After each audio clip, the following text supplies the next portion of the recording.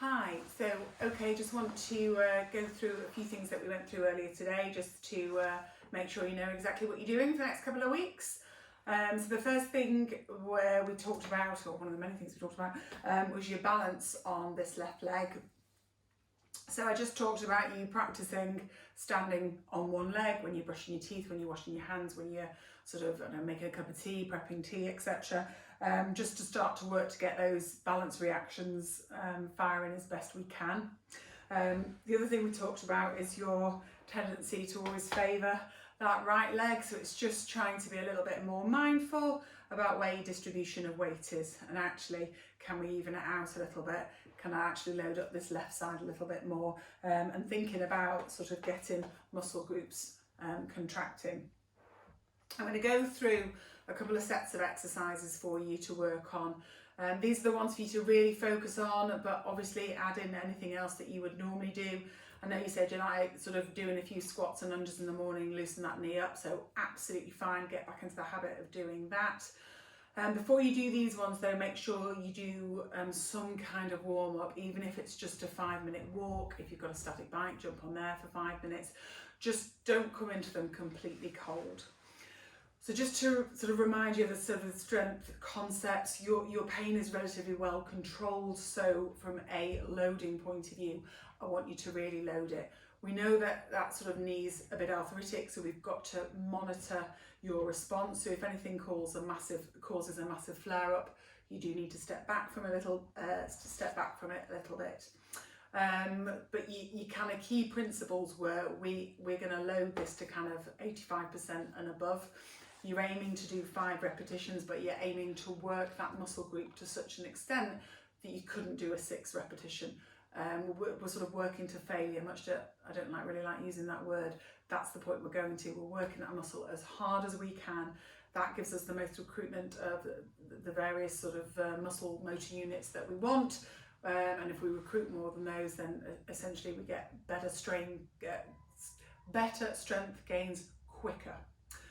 So your first one, so you've warmed up, we said we're going to do an isometric quad. So you need a wall and a chair, or you can do it on the floor. You take that left leg up.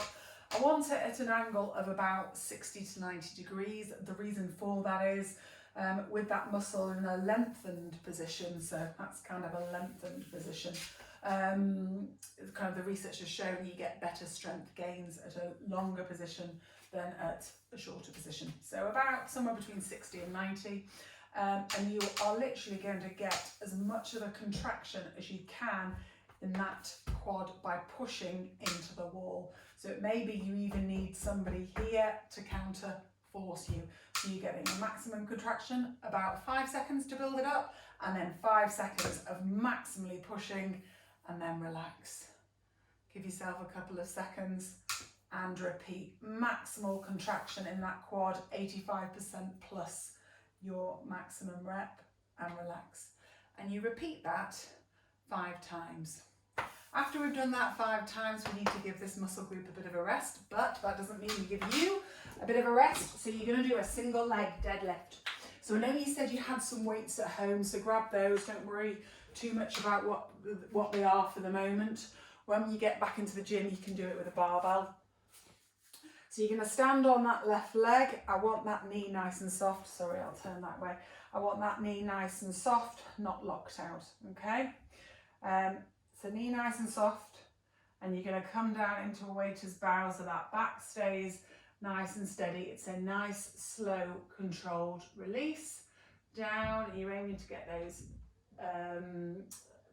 dumbbells onto the floor, and then you're going to squeeze your glutes and your hamstrings and drive yourself back up.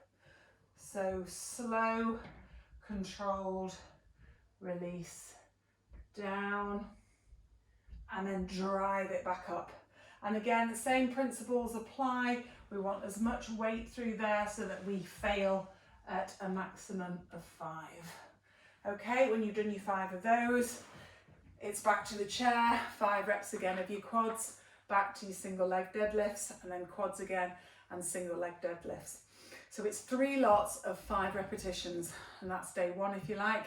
As I say, any other bits that you kind of want to be working on from a sort of general fitness point of view, absolutely fine, but those are the two you really focus on from a strength point of view. Your second day, we're going to work on your calf raises.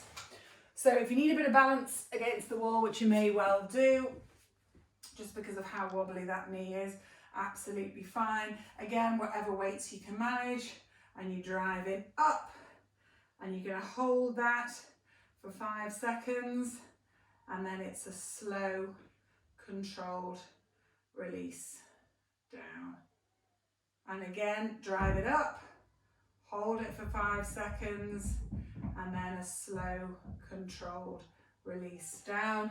And again, you'll do 5 reps of that. And then your next one is a single leg bridge. I'm going to show it you with the chair. If it's a bit much, just do it flat. But I'll show you on the chair so you've got an idea of what you're working towards. Okay, so this is for your glutes and your hamstring and that posterior, what we call that posterior chain. So you're lying down, this right leg's out of the way, left heel's digging in, and you are going to drive up like that. Again, you're going to hold for 5 seconds and a slow, controlled release down. If that feels too easy, you can make things a little bit harder, and you can add just a front lateral raise in like that, or make it harder still by adding a chest press in as well. And just by moving your arms, you're essentially adding a bit more dynamism to the movement, so things have got to recruit a bit more to give you stability.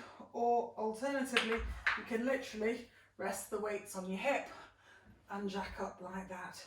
So again, it's that 5 second hold and that slow controlled release. If that is a bit much, you simply start with your foot on the floor. And then you'll go back and repeat your calf ones, 5 sets, again like this, calf, and then again these. So we're really working on the major muscle groups of that leg. So those are your ones, your kind of core exercises. Just to get, we sort of need to get that baseline strength sorted before we start to work a little bit more on your power and then ultimately your endurance. The other thing I was thinking of from a golf point of view, it's sort of that's your aim, getting back to golf at sort of all being well without that brace. And I was just thinking about how we go about reducing that load, that rotational load through the knee. And so the other thing I've thought about working is that sort of what we call that oblique sling that will drive you through. I don't play golf clearly from that swing, but that will drive that force through and therefore potentially just reduce the rotational forces through the knee if we pick them up somewhere else. So the other things I've thought about is you working into side plank to get that rotational strength. So that's coming up into a long arm side plank. If that's a bit much, start short arm. But if you can, start long arm. Start with your arm up there, and I want you doing what you call thread the needle. So that's coming round and driving out. Coming round and driving out. So again, with that one, work to the point of failure. And then the other one that I thought would be good, sorry, I hasten to add, I would do that on both sides, but the other one I thought that would be good as well from an abdominals point of view is left arm out for stability, right knee bent for stability. Start with that dumbbell up there, and you're going to do a crunch like that on the oblique. And again, work through your full range and to the point of, I can't do any more.